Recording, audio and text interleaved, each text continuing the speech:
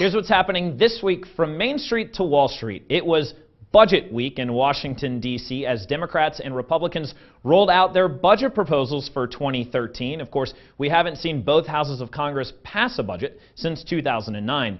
Democrats put up $1 trillion in cuts and $1 trillion in revenue, including a $100 billion stimulus package. On the other end, Paul Ryan, who is well known for writing the Republican budgets and the former vice presidential nominee, said he wanted to balance the budget by the early 2020s. Now, I asked Grover Norquist, the president of Americans for Tax Reform, if this early date is something he wanted to stick to, or if looking towards something further back might be a better idea. Here's what Grover had to say. I'm not wedded to any particular date. It's the direction you're moving in. We should move towards limiting the growth of spending, reducing the tax burden. There's no, if you don't do this by this date, you're wrong. I'm in favor of moving in that direction. I think if you passed the Ryan budget today and it passed and was signed into law, it would balance much more rapidly than in 10 years, because you'd get more economic growth with a top marginal tax rate, corporate and individual, of 25% than we do today.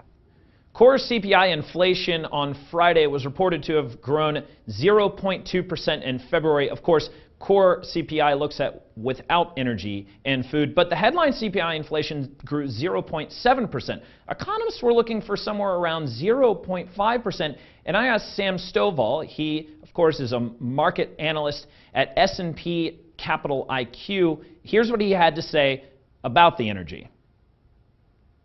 We still have refineries that are down.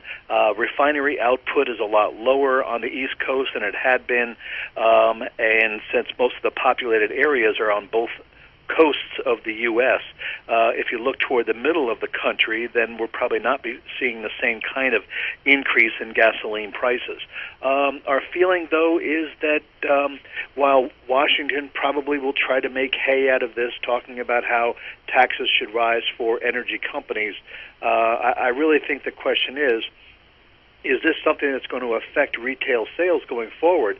And even though gasoline sales were higher in the most recent retail sales report, so too was automobile sales, as well as non-auto and non-gasoline sales. So any which way you strip it out, the consumer is feeling better and is not being adversely affected just yet by higher taxes.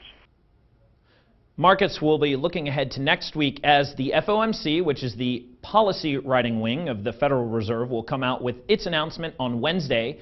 We will have Robert Brusca with us. He is an economist at FAO Economics, chatting through a live stream just ahead of Ben Bernanke's press conference. That's what's happening this week from Main Street to Wall Street. I'm Deaux, The Street.